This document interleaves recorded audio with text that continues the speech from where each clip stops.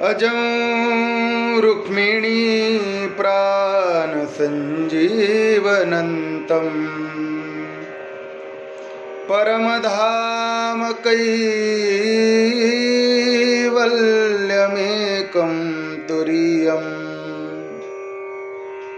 प्रसन्नं प्रपन्नार्तिहं देवदेवं परब्रह्मलिङ्गं भजे पाण्डुरङ्गम् स्वै भानुजो भानुवाराधिला तयाचे कुळी दीपको दिव्य झाला हरी भक्ती लागोनी तारी समस्ता नमस्कार माझा सद्गुरु एकनाथा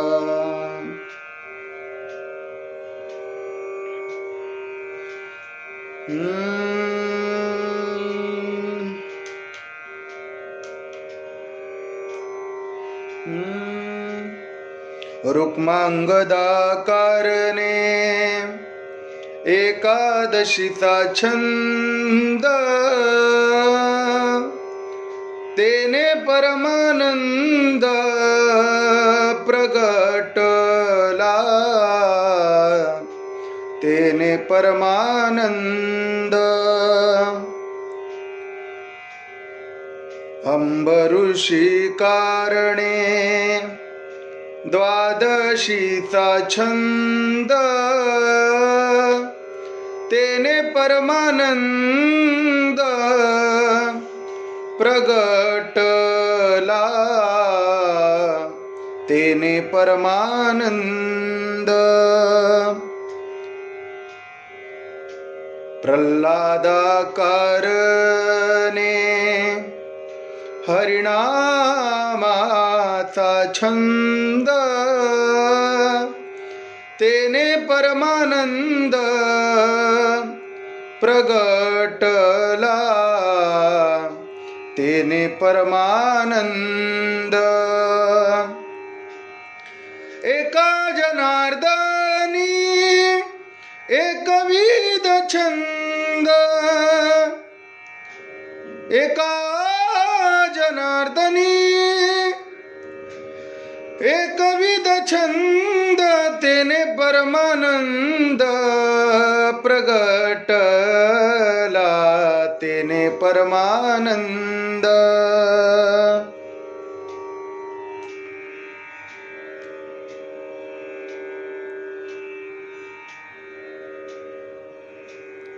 सप्रेमयुक्त घडली गुरुभक्ती साची झाली कृपा सफल साध्य जनार्दनाची ब्रह्म हिव बोध समता निज निर्विकारी श्री एकनाथ विबुधा भरणावतारी।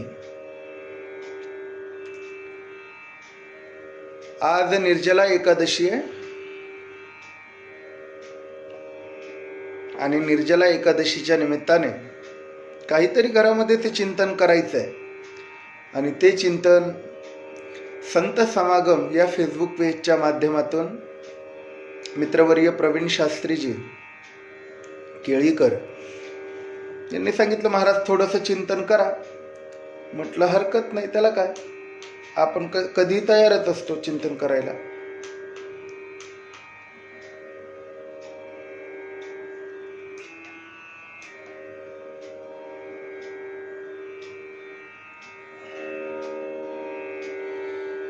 आणि म्हणून आज या विषयावर थोडंसं जे मी चिंतन करणार आहे ते सहज आपल्या समोर, कारण मी काही वेगळं सांगणार नाही आहे.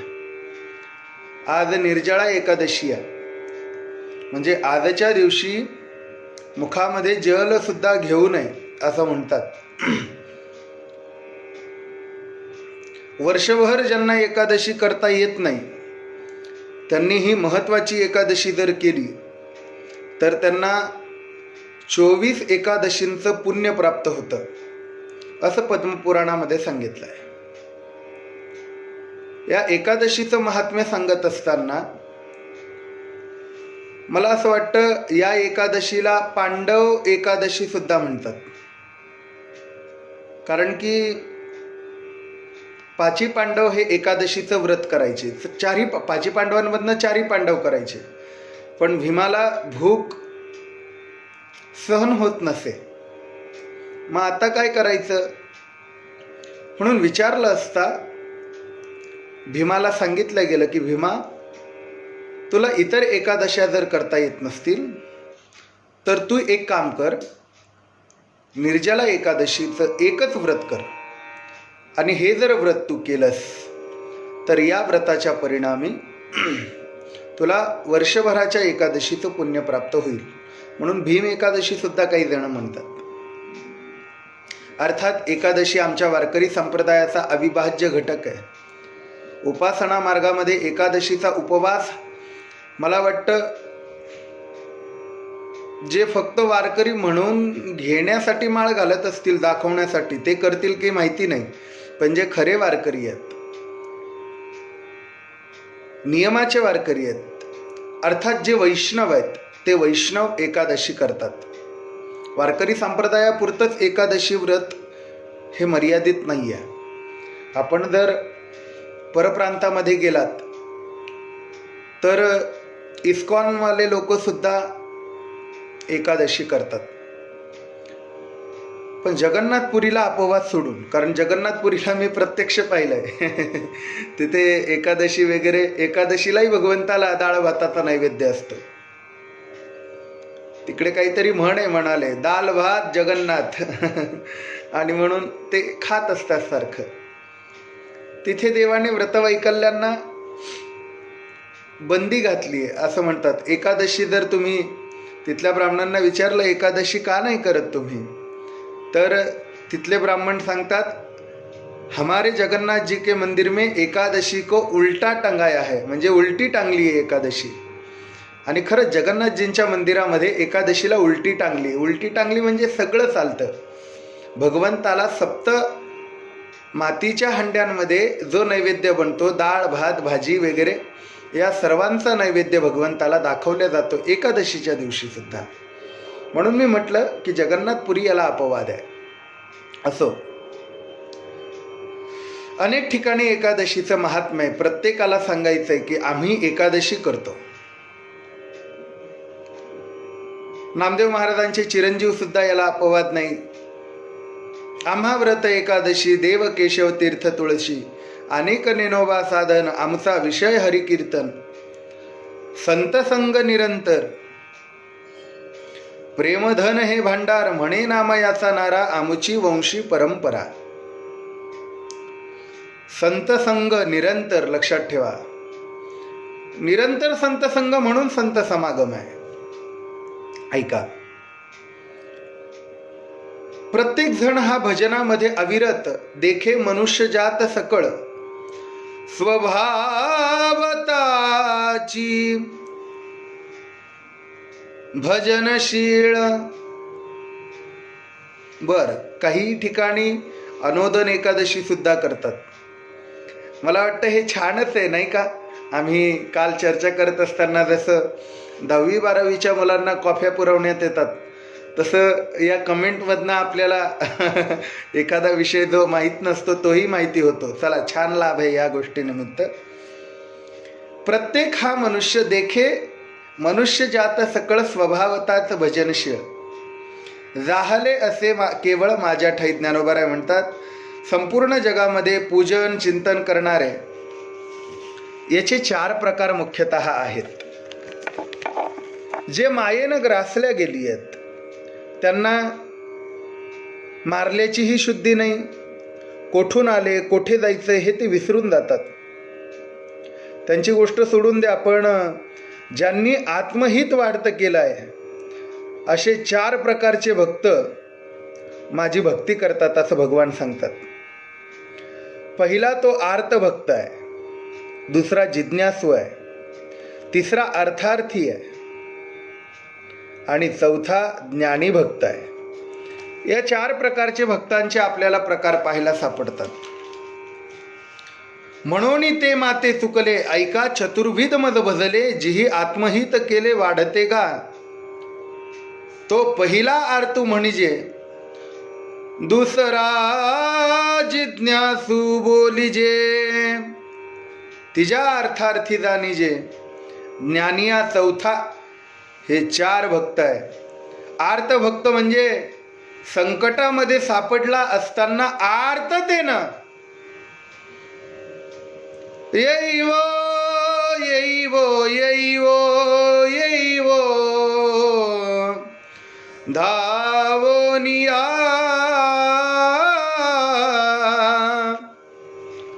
येईवो येईवो येईवो येईवो धावोनिया. विलंब कावाया लावियेला कृपाळे, विठाबाई विश्वंभरे भवछेदके.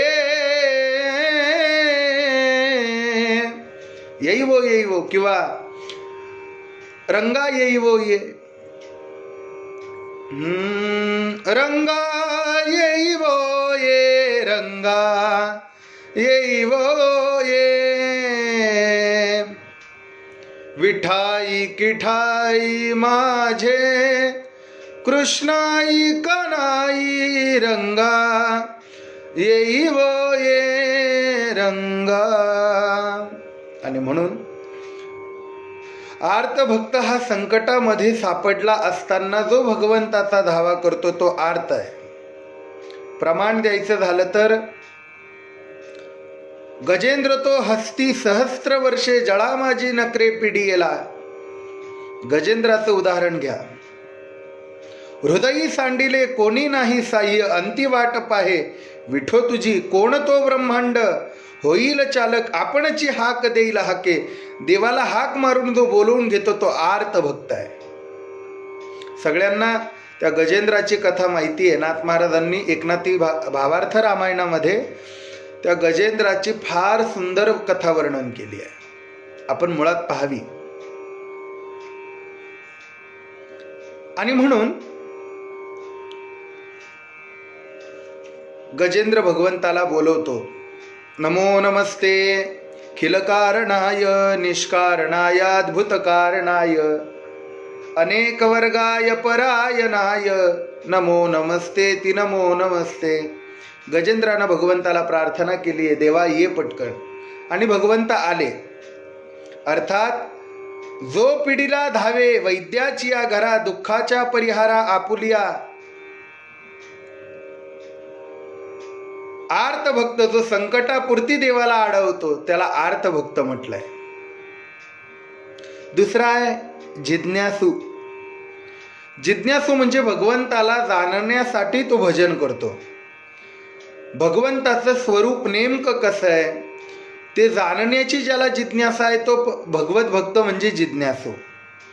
लक्षात ठेवा. तिसरा जो आहे तो पैशाच्या अपेक्षेने धनाच्या इच्छेने भजन करतो.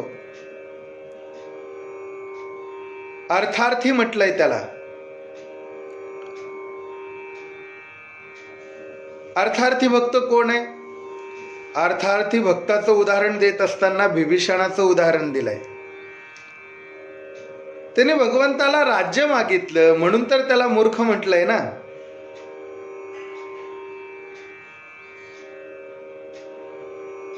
म्हणसी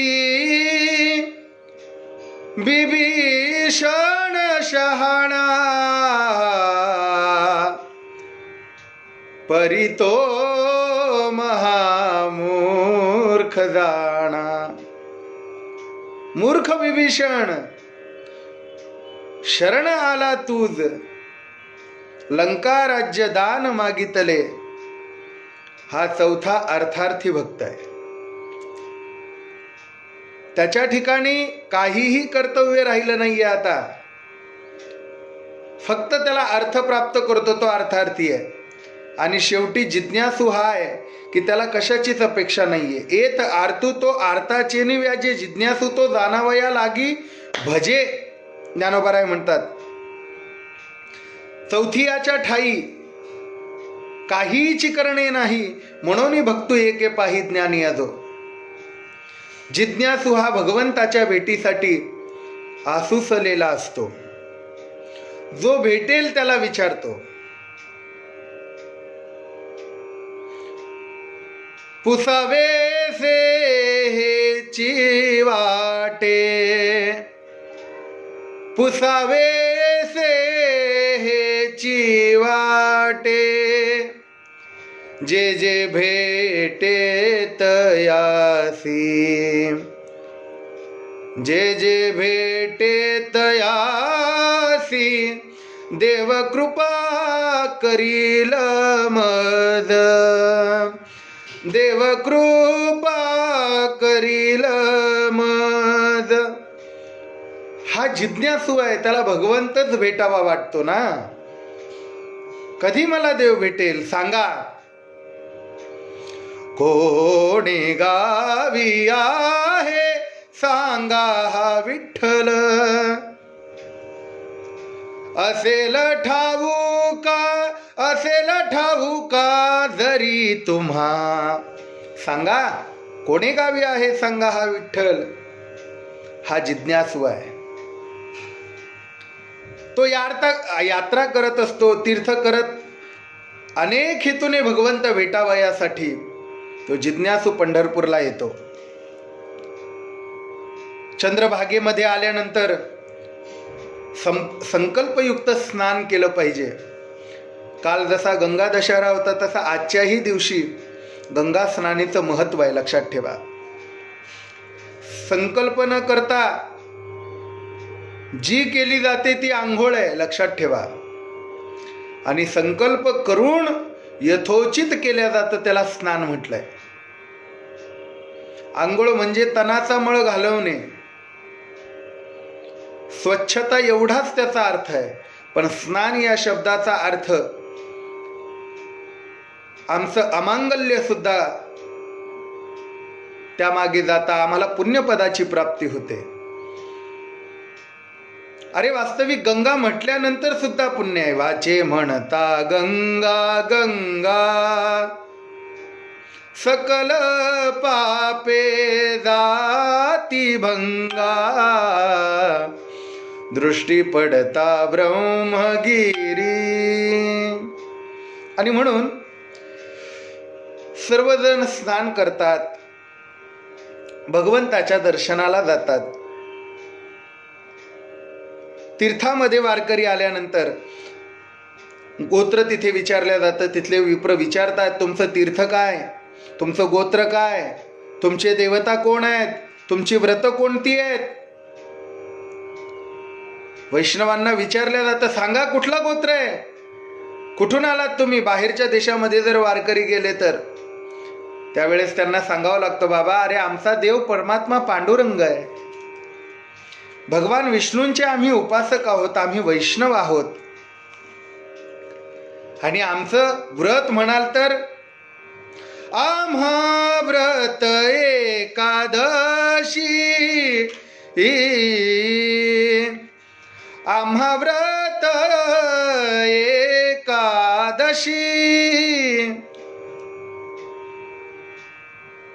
देव केशव तीर्थ तुळसी, आम्हा व्रत एकादशी. आमचं व्रत हे एकादशी आहे.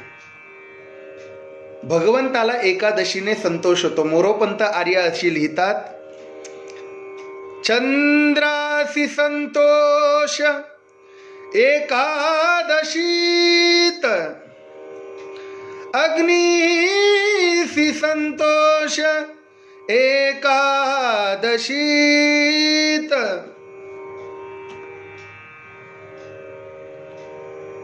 विष्णूशी संतोष एकादशीत, भक्ताशी संतोष एकादशीत.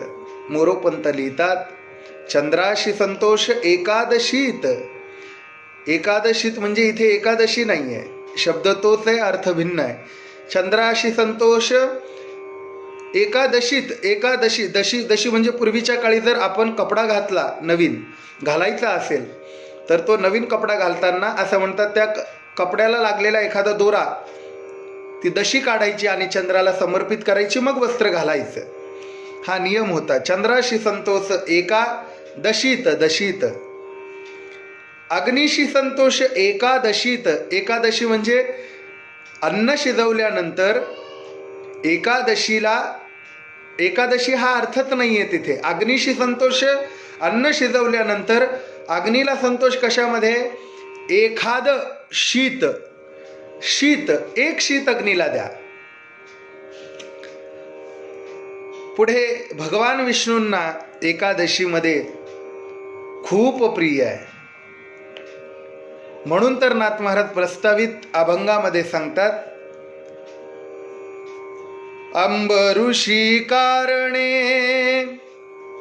रुक्मांगदा कारणे एकादशीचा छंद. छंद एकादशी आहे भगवंताची, तेने परमानंद प्रगटला. नेमकं एकादशी व्रत आपण करतो, पण तिची उत्पत्ती कशी झाली याबद्दलची सगळ्यांना कथा माहिती असेल. पूर्वीच्या काळी ब्रह्मदेवाच्या वंशामध्ये जालंधर नावाचा दैत्य उत्पन्न झाला. त्याचा पुत्र मूरदानव होता. त्यांनी देवांना त्रास दिला. देव भगवान विष्णूंकडे आले, प्रार्थना केली. विष्णू आणि मूर दैत्य यांचं युद्ध झालं. युद्ध झाल्यानंतर भगवान बद्रिकाश्रमामध्ये आले. बद्रिकाश्रमामध्ये आल्यानंतर प्रार्थना केली. तो दैत्यही भगवंताच्या मागे आला.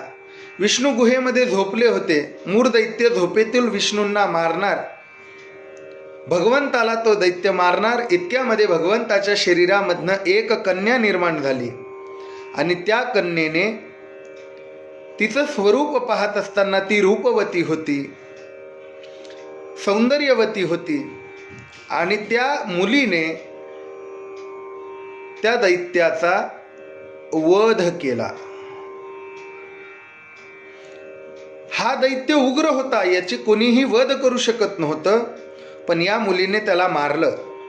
कन्येने, भगवान विष्णूंनी झोप झाल्यानंतर विचारलं तेव्हा कन्येने सांगितलं, महाराज मी मारलं याला. भगवान विष्णू म्हणाले, तुझ्या इच्छेप्रमाणे तुला काय मागायचंय ते माग.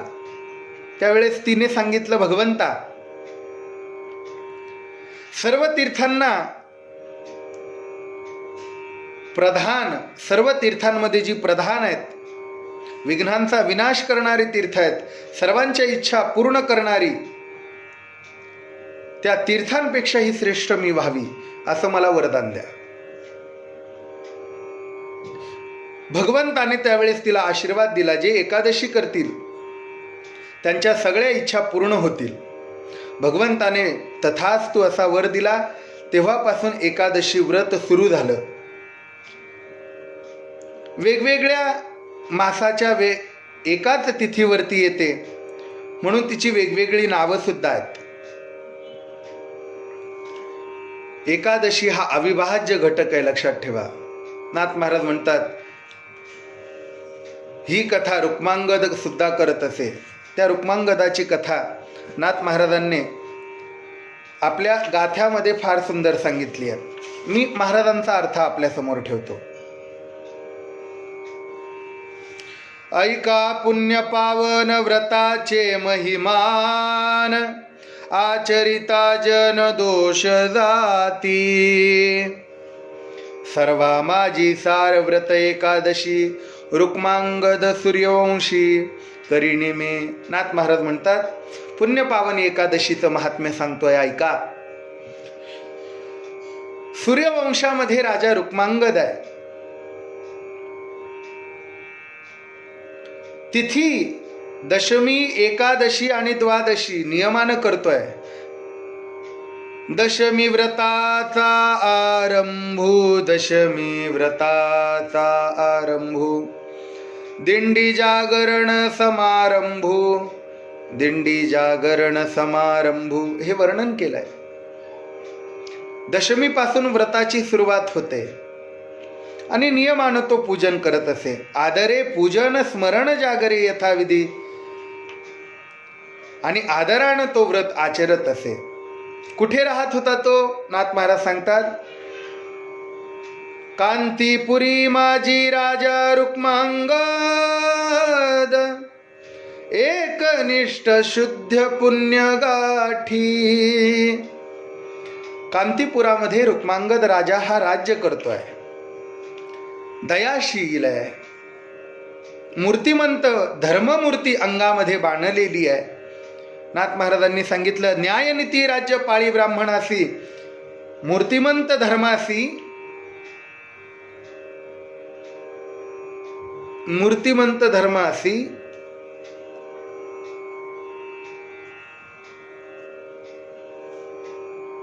काय म्हणताय प्रसाद महाराज? आहेत वाटतं समोर, आणा बर, समोरच आहे की. मूर्तिमंत धर्मासी स्थापियले. पुण्य पावन हा रुक्मांगद राजा आहे. नाथ महाराजांनी त्याची कथा सांगितली आहे. एके दिवशी घटना अशी घडली, म्हणाले, इंद्र हा रुक्मांगदाच्या राज्यामधनं जात असताना त्या इंद्राचं विमान बंद पडलं.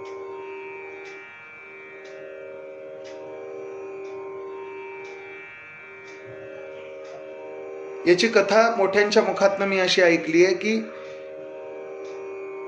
इंद्राला पूजा करण्यासाठी फुलं मिळत नव्हते. आता स्वर्गामध्ये फुलं नाही म्हणजे उन्हाळ्यात दुष्काळ म्हणा की.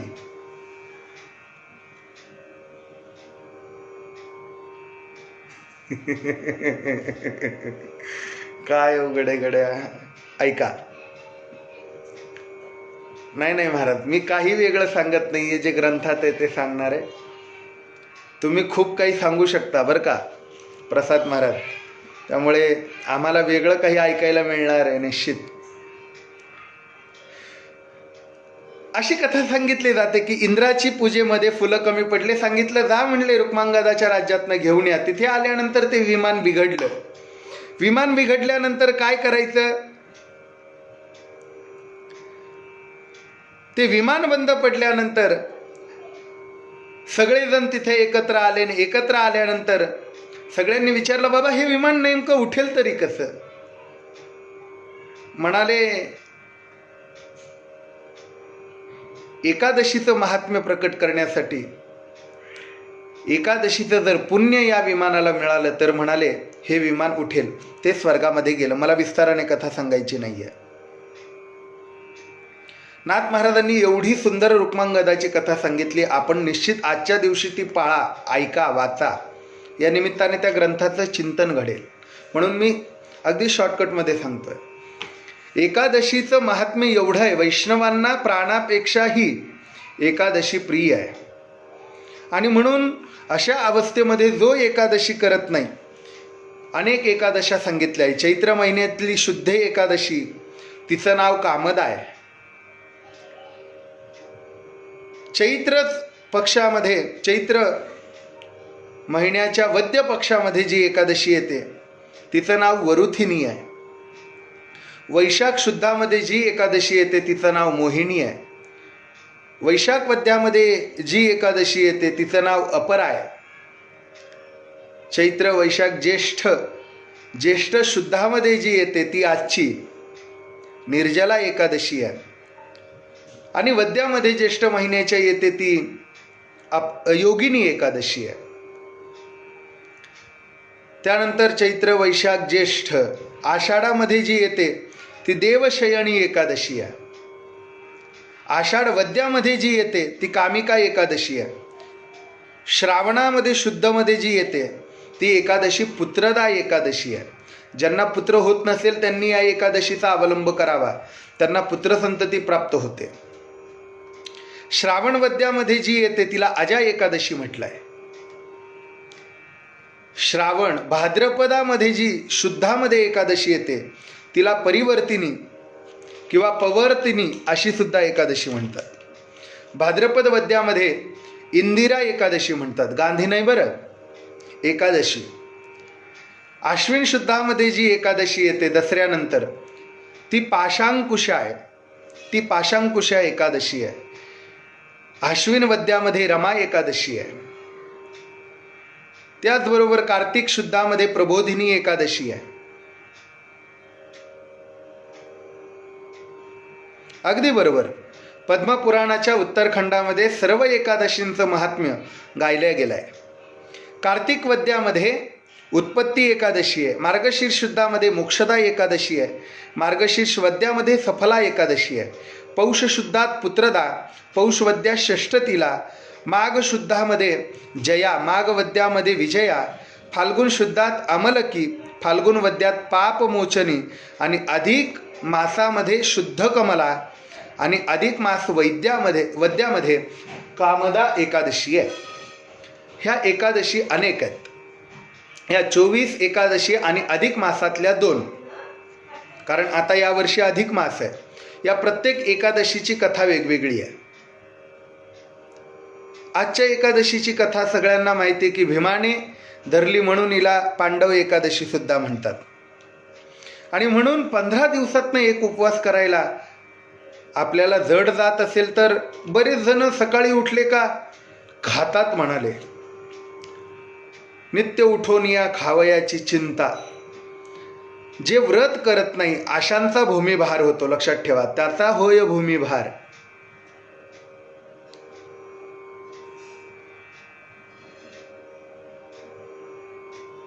माऊलींची ओवी अशी आहे, काही नित्य नेमाविन अन्न खाये तो श्वान, वाय मनुष्यपण भार वाहे तो ऋषभ. त्याचा भूमीला भार होतो जे अन्न खातात. आणि एकादशीला तुम्ही व्रत करत नाही, महाराज तर रागवून म्हणतात, बाबा रे 15 दिवसा एक एकादशी, कार्य न करीसी व्रत सार. का करत नाही बाबा? अरे 15 दिवसातनं एकदा केली पाहिजे.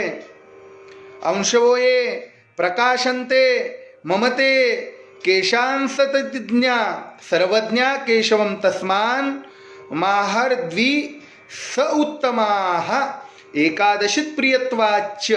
हे सांगितलंय आपल्याला. भगवंताला हरिवंश पुराणामध्ये हे सगळं वर्णन केलंय. एकादशी भगवंताने स्वतः सांगितली, जे तुळसी पूजा नित्यकाळी मी त्याचे बाळक तो माझी माऊली, तळहाताची सावली म्या केली तयापरी. आणि जो एकादशी व्रत करतो त्या रुक्मांगदाचा मुलगा धर्मांगद आहे म्हणाले.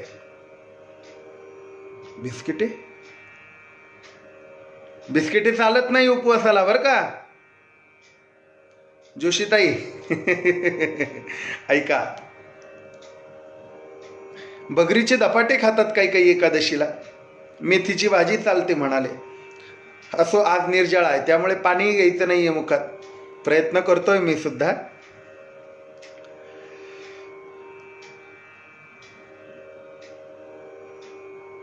नामदेवरायांच्या चरित्रामध्ये एकादशीचं महात्म्य फार गोड गायलं गेलंय. भगवंताने एकादशीवरची श्रद्धा पाहण्यासाठी एका म्हाताऱ्या ब्राह्मणाचं रूप घेतलं. ब्राह्मणाचं रूप घेतल्यानंतर घटना अशी आहे, काही जे व्रत करायचं असेल ते तुम्ही अंतःकरणपूर्वक करा. कारण मन हे फार विचित्र आहे. बऱ्याच वेळा बघा, ज्या दिवशी एकादशी असते त्या दिवशी जास्त भूक लागते. हा सगळ्यांचा अनुभव आहे. सुरुवातीला तरी असं होतं, जास्त भूक लागते आणि जास्त अन्नाकडे आमचं मन धावतं. म्हणून हा अवगुण आहे मनाचा. म्हणून ज्ञानोबराय कदाचित त्या मनरूपी भृंग्यालाच म्हणत असावे, नाही का? रुनु झुनु रे भ्रमरा, सांडी तू अवगुणू रे भ्रमरा. रुनु झुनु रे भ्रमरा भ्रमरा.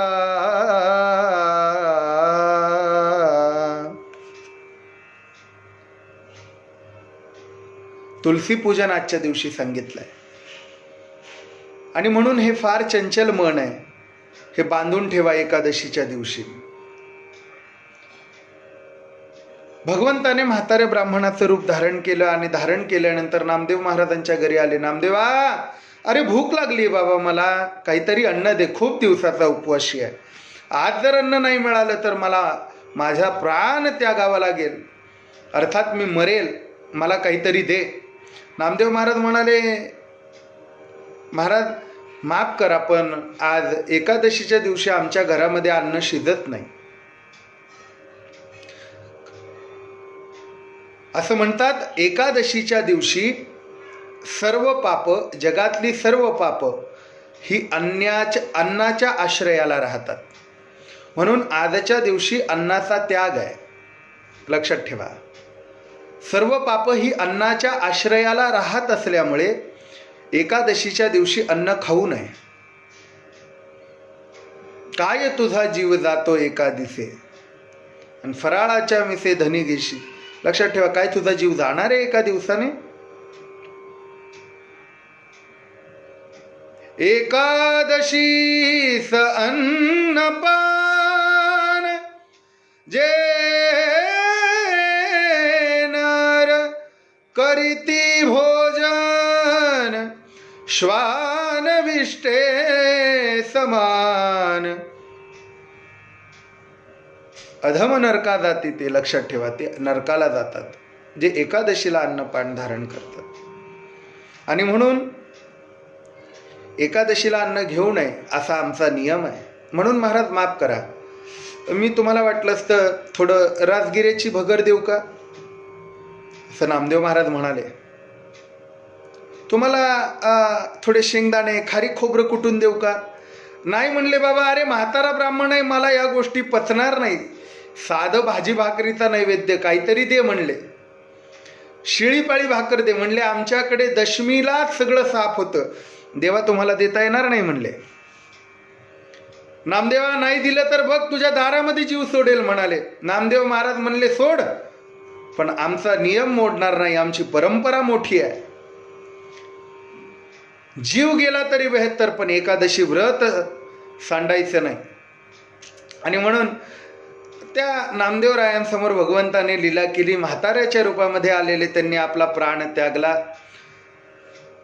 सगळे विप्र पंढरपुरातले नामदेव महाराजांच्या घरासमोर आले. ब्राह्मणाची हत्या झाली, ब्राह्मणाची हत्या झाली.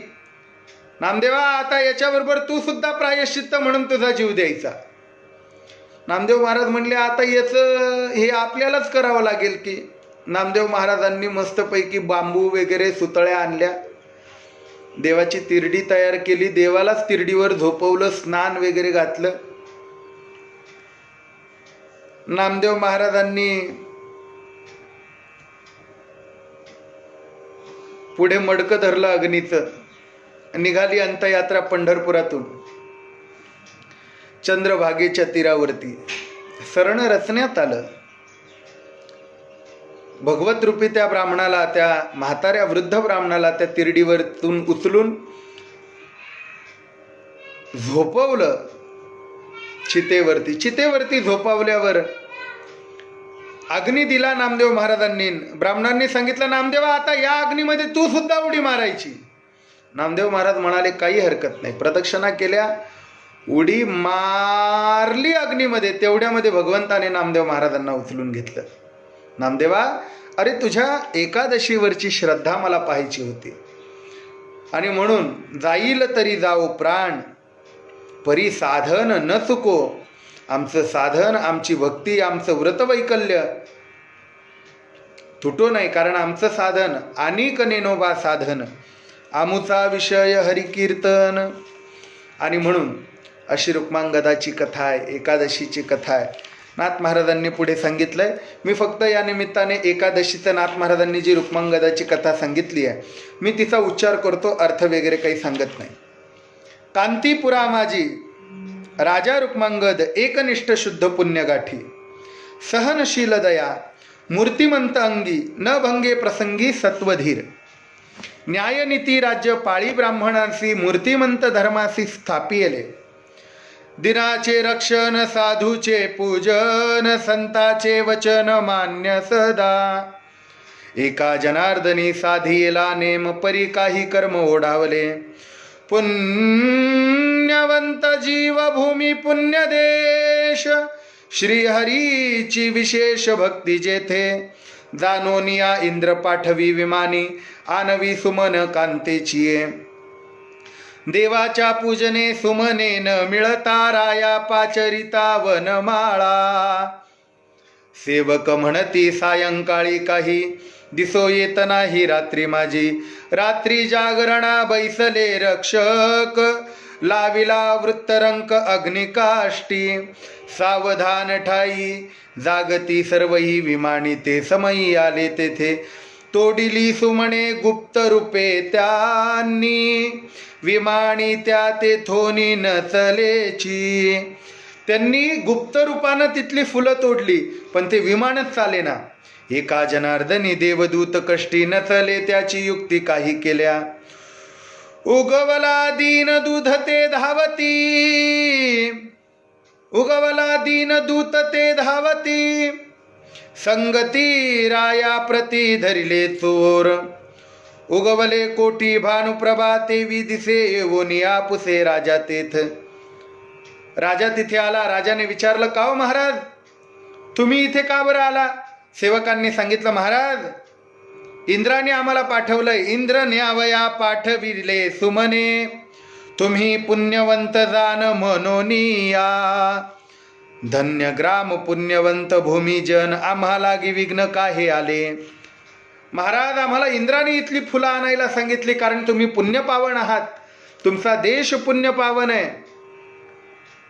पवित्र तो देह, वाणी पुण्यवंत किंवा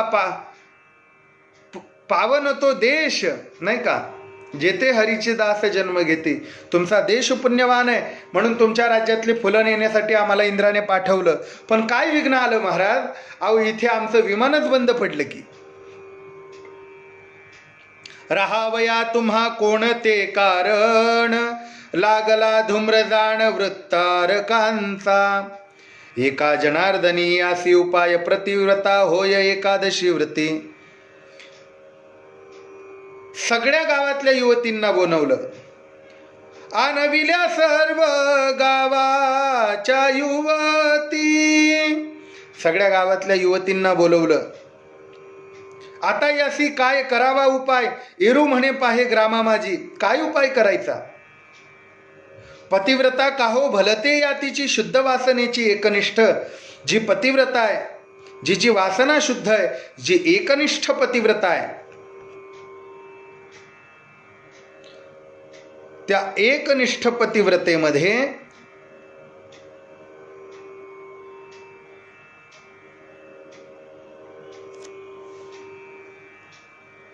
तिने आपलं पातिव्रत्याच्या जोरावरती हे विमान चालू करावं. पण पुढे सांगितलं, एका जनार्दनी घडेल एकादशी, तिचे पुण्य हाती विमान जाय.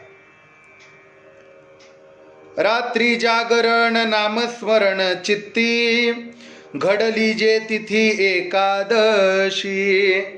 ज्या रात्री फुलं घ्यायला ते आले होते, ती तिथी एकादशी होती, लक्षात ठेवा. तीळ भरी नाही चालावयारी ग, दवंडी पिटी वेगे शीघ्र राजा. एका जनार्दनी निघालिया सर्व, तो तेथे अपूर्व नवलाव. राजाने हे ऐकलं. तुमच्या राज्यातल्या तरुणींना, पतिव्रतेंना बोलवा. दवंडी पिटवली राजाने, सगळ्यांना बोलवलं. सगळ्या बाया तिथे यायला निघाल्या. तरुणी रजकी नूतन यौवनी, बैसली रुसुनी एकांतासी. धुंडोनिया माते धाडी सासुरिया, तो म्हणे मी राया ऐसा नोहे. एरी म्हणे मी तो कुळीची निर्दोष, शुद्ध माझा वंश रजकाचा. एकला संवाद दोंडी करे त्याचा, आणि विनोदाचा समाचार. एका जनार्दनी धावोनिया दूत, रायासी ती मात सांगताती. म्हणाले, हित एका ठिकाणी दवंडी ऐकल्यानंतर रजस्वला अवस्थेमध्ये, नूतन यौवनामध्ये आलेली, एकांतामध्ये रुसून बसलेली एक तरुणी सांगू लागली, माझा शुद्ध वंश आहे, मी या विमानाला चालू करीन. पाठवोनी दूत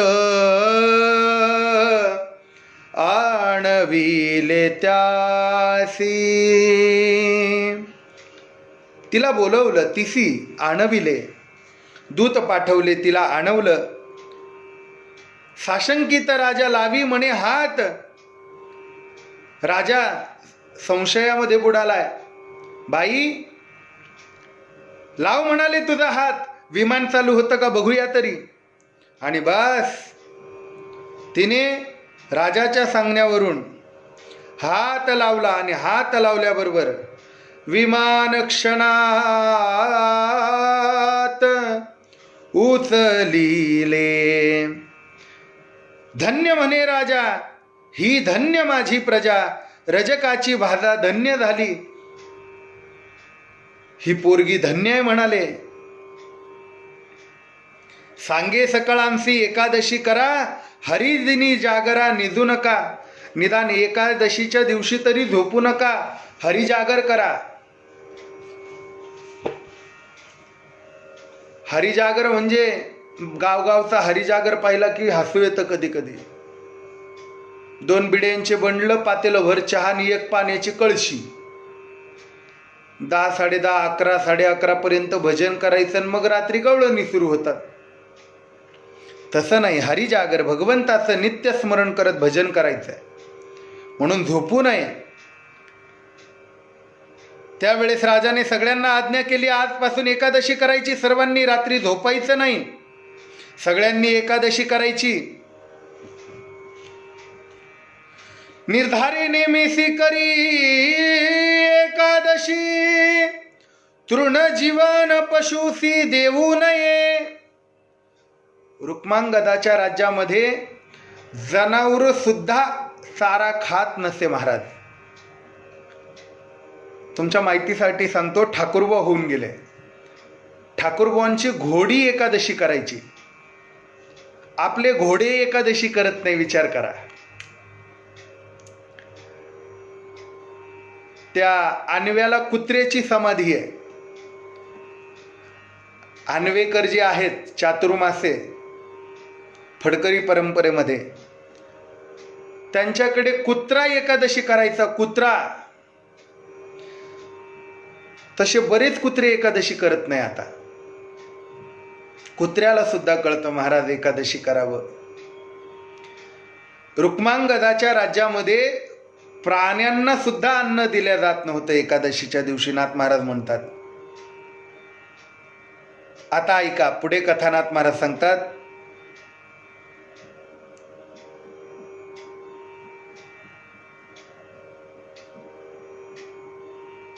राष्ट्रा माझी रूढी केली हरिभक्ती, दया सर्वाभूती समानांची. कीर्तनाच्या जागी भरियेल्या राशी, भेदीत आकाशी पुण्यदाय. मध्ये आला काही व्रता अंतराय, अपाय तो पाहे मोहिनीचा.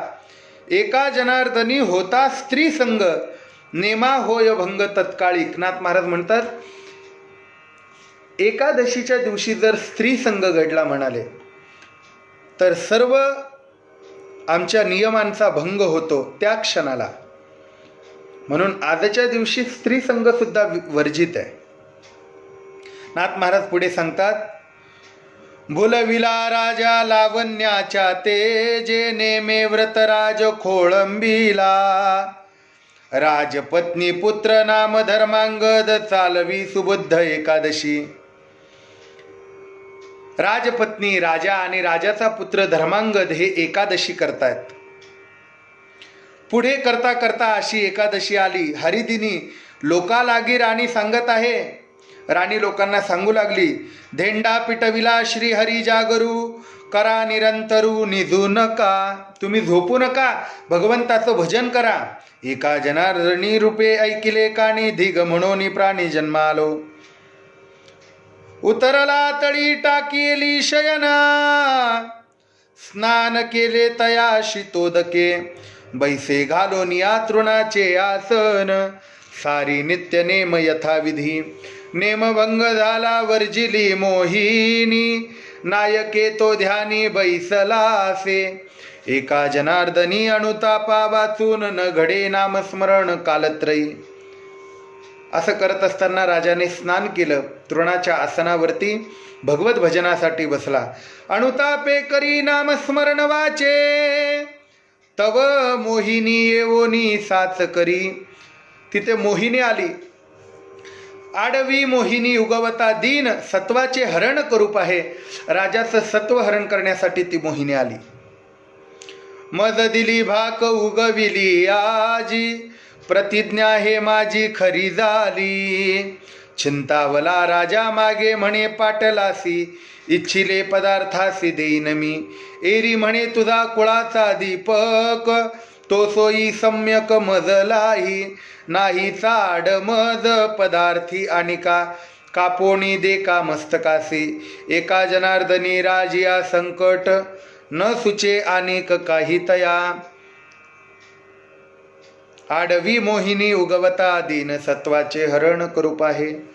करता करता करता करता घटना अशी घडली. म्हणाले ती मोहिनी सांगू लागली, बाबा मला तुझ्या घरातला अन्न नकोय म्हणाले, पदार्थ नकोय, मला तुझा मुलगा पाहिजे म्हणाले.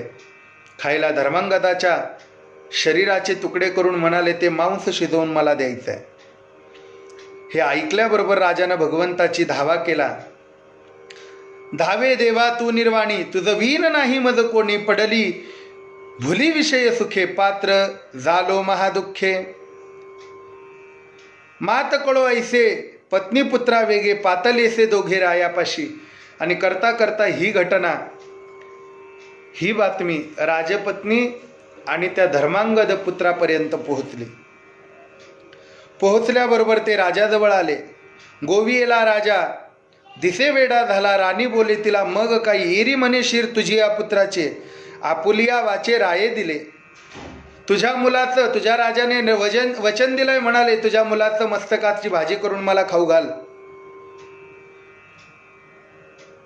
बस हे ऐकल्याबरोबर पित्याची आकादा देह हे वेचावे, तेव्हाची बरवे दिसे लोकी. धर्मांगदाचे शब्द आहे. धर्मांगद म्हणाला, बाबा आओ बापाच्या उपयोगाला पोराचा देह पडावा, याच्यामध्ये तर देहाची खरी सार्थकता आहे ना. सरसावला पुत्र म्हणे माते प्रती, वाचवी भूपती सत्वा हाती. माझ्या बापाचं सत्व राखलं पाहिजे आई. तोषले श्रीपती मद ऐसे की, ती पुत्र तुम्हा होती सत्वधीर. एका जनार्दनी सत्वाचा आगळा, प्रिय तो गोपाळा तोची एक. तो पोरगा म्हणाला, माझ्यासारखे अनेक मुलं तुम्हाला होतील बाबा, पण तुम्ही तुमचं सत्व जाऊ देऊ नका. ओढावोनी मान आला रायापाशी, निर्भय मनासी धर्मांगत. येऊन या शास्त्र स्मरला अच्युत, उभारीला हात मारावया. तलवार हातामध्ये घेतली, भगवंताचं स्मरण केलं. अंतकाळी केल्या देवाचे स्मरण, तेव्हा नारायण धाव घाली. धरियला हात माथा ठेवी कर, म्हणे मागवर काही मज. भगवंताने तो आपली मान तोडणार, तेवढ्यामध्ये भगवंताने वरच्यावरती तलवार धरली. सांगितलं, मी प्रसन्न झालोय, माग तुला काय पाहिजे. एका जनार्दनी नाम आले मुखा, पांडुरंगा सखा होय त्याचा. आश्वासिले भक्ता दिले सर्व सुख, बैसविले लोक विमानात. नारी नर पशु जीव जंतू भूते, विमानी समस्ते बैसविली. पातली मोहिनी म्हणे देवराया, सांडीसी कावाया मज लागी. कोण अपराध घडलासे मज, दीनानाथ साजे नाम तुम्हा. इंद्राज्ञेमुळे छळी येले राया, एका जनार्दनी पाया लागतसे. घटना अशी घडली. म्हणाले भगवंताने त्यांना अभयंकर दिलं, आश्वासन दिलं, आशीर्वाद दिले. आणि त्या रुक्मांगदाच्या संपूर्ण नगरीमधल्या कुत्र्यादिकांपासून सगळे प्राण्यांपासून सगळ्या जडजीवांना विमानामध्ये बसवलं आणि सगळ्या लोकांना वैकुंठामध्ये नेण्यासाठी भगवंताने सगळ्या राज्याला, म्हणजे एकादशीच्या जोरावरती रुक्मांगदानं संपूर्ण राज्य हे वैकुंठाला नेलं. ज्याप्रमाणे प्रभू रामचंद्रांनी सगळ्या अयोध्येला नेलंय त्याप्रमाणे रुक्मांगदाने नेलंय. म्हणून नाथ महाराज सांगतात रुक्मांगदा कारणे एकादशीचा छंद. ही एकादशी जर आम्हाला एकादशी व्रत सोडावं असं संकट जरी आलं तरी देवाला प्रार्थना करावी, देवा अरे तू धाव आमच्यासाठी. ज्याप्रमाणे चोखोबराय म्हणतात ना, देवा धाव घाली विठू आता, धाव घाली विठू आता आता, चालू नको मंद, बडवे मज मारिती ऐसा काय केला अपराध.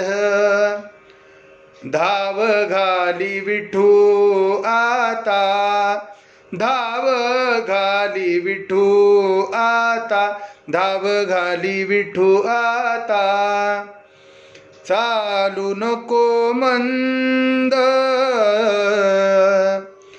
बडवे मज मारिती ऐसा काय केला अपराध.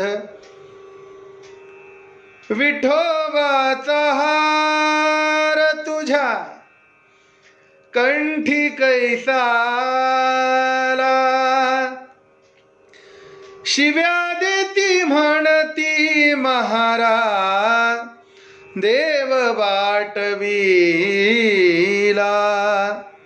धाव घाली विठू आता, धाव घाली विठू आता, धाव घाली विठू आता आता, चालू नको मंद,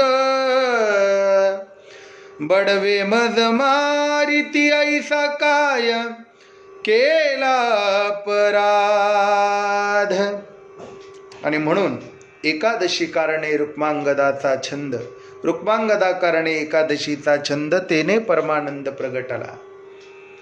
द्वादशी सुद्धा तेवढ्याच महत्वाची आहे. द्वादशीचं वर्णन सांगत असताना नाथ महाराज पुढे सांगतात अंबऋषी कारणे द्वादशीचा छंद, तेने परमानंद प्रगटला. द्वादशी कारणे, अंबरीशा कारणे द्वादशीचा छंद. द्वादशी व्रताची कथा सांगत असताना अंबरीश राजाची कथा सगळ्यांना माहिती आहे. एके दिवशी अंबरीशाकडे दुर्वास आलेत. दुर्वास म्हणजे ज्यांचा वास नेहमी दूर असावा असे दुर्वास जवळ आले रुक्मांगदाच्या. आणि जवळ आल्यानंतर सांगितलं राजा काय करतो. म्हणाले महाराज आपल्यासोबत द्वादशीचं पारणं सोडतो मी, आपण आपला नित्यनेम आम्ही काटकून घ्यावं. दुर्वास म्हणाले मी गंगेवरती स्नानाला जातो. स्नानाला गेले, तिथे आह्निकामध्ये थोडासा गायनाच्या आस्वादाने एकादशी मोडत नाही ना.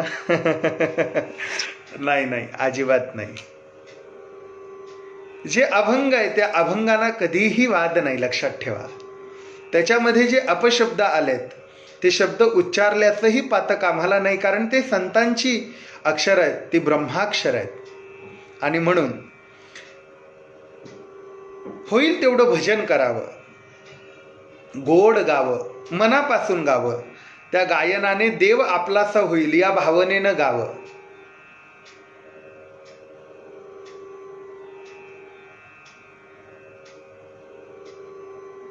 बोले ऐसे बोले जेने बोले विठ्ठल डोले, हा स्वभाव आहे, लक्षात ठेवा. आणि म्हणून इकडे दुर्वास मुनी हे स्नानासाठी आले. आन्ही करता करता करता नित्यकर्म आटोपता उशीर झाला. माध्यान्नाचा काळ येऊ लागला आणि ब्राह्मणांनी सांगितलं राजा रुक्मांगदा, आपलं राजा अंबरीशा, अरे जर माध्यान्नाच्या आधी जर तू द्वादशीचं पारणं सोडलं नाही तर एकादशी व्रताचं पुण्य निष्फल होईल. म्हणून विष्णुदत्त तीर्थ तरी घे म्हणाले. विष्णुतीर्थ चरणतीर्थ घ्या, तुळशीपत्र घ्या आणि द्वादशी सोडा म्हणाले. ब्राह्मणांनी राजाच्या हातावरती तीर्थ दिलं. प्राशन करताना तेवढ्यात दुर्वास मुनी आले. दुर्वासांना वाटलं यांनी उपवास सोडला आणि आचमन करतोय, म्हणून रागावले दुर्वास. कृत्या उत्पन्न केली. राजा अंबऋषाला मारण्यासाठी, अंबऋषीसाठी ती कृत्या निर्माण केली. तेवढ्यामध्ये भगवंताचं सुदर्शन चक्र त्या ठिकाणी येतं, कृत्येला मारतं, दुर्वासाच्या मागे लागतं आणि दुर्वास ऋषी हे त्रिभुवनामध्ये फिरतात. सगळ्यांना कथा माहिती आहे. शेवटी अंबऋषीला शरण येतात. अनेक वर्ष हे त्रिभुवनामध्ये फिरतात. तोपर्यंत रुक्मांगद ज्याप्रमाणे एकादशीचा नियम सोडत नाही, त्याप्रमाणे राजा अंबऋषी हा द्वादशीचं पारणं सोडत नाही. शेवटी ज्या वेळेस त्या चक्राच्या धावण्यातनं पुन्हा शरण अंबरीष राजाला जेव्हा दुर्वास येतात, त्यावेळेस घटना सगळ्यांना माहिती आहे. त्यावेळेस दोघांनी द्वादशी सोडली आहे. म्हणून द्वादशीचं महात्म्य हे राजा अंबऋषी कारणे द्वादशीचा छंद तेने परमानंद प्रगटला. पुढे नाथ महाराज सांगतात, प्रल्हादा कारणे हरिनामाचा छंद तेने परमानंद प्रगटला. एका जनार्दनी एकविध छंद तेने परमानंद प्रगटला. पुंडलिक वरदा हरी विठ्ठल, श्री ज्ञानदेव तुकाराम, पंढरीनाथ भगवान की जय. शांती ब्रह्म श्री एकनाथ महाराज की जय. सर्वांनी आपणही या निमित्ताने दिवसभर चिंतन हरिभजन करावं ही भावना या ठिकाणी व्यक्त करतो. वाणीला विराम देतो. अगदी थोडंफार वेळेमध्ये बोलण्याचा प्रयत्न केला. जे चांगलं असेल ते संत महात्म्यांचं आहे, काही चुकलं असेल तर माझ्या वाणीचा दोष आहे. आणि म्हणून संत समागम या फेसबुक पेजच्या माध्यमातून पुन्हा आपल्या सर्वांच्या समोर लाईव्ह येण्याचं भाग्य प्राप्त झालं. मित्रवर्य प्रवीण शास्त्री यांनी सांगितलं, महाराज तुम्ही बोला. म्हटलं हरकत नाही. जो नित्य नियम आहे ते अभंग आपण एकादशीचे वाचतो, तेच आपण गात असताना तुम्हाला गाऊन दाखवावं म्हणून या भावनेने समोर आलो. काही चुकलं असेल तर वाणीचा दोष म्हणून सगळ्यांनी मोठ्या प्रेमाने सांभाळून घ्या. जय जय रामकृष्ण हरी. भानुदास एकनाथ. शरण शरण एकनाथा, शरण शरण एकनाथा, पायी माथा ठेविला, नका पाहू गुण दोष, नका पाहू गुण दोष. झालो दास पायाचा, नका पाहू गुण दोष, नका पाहू गुण दोष. आता मज उपेक्षिता, आता मज उपेक्षिता, नाही सता पुली, नका पाहू गुण दोष, नका पाहू गुण दोष. तुका म्हणे भागवता, केले श्रुत सकळा. तुका म्हणे भागवत, केले श्रुत सकळा, नका पाहू गुण दोष, नका पाहू गुण दोष. झालो दास पायाचा, झालो झालो झालो दास, झालो दास पायाचा, झालो झालो झालो झालो दास पाया.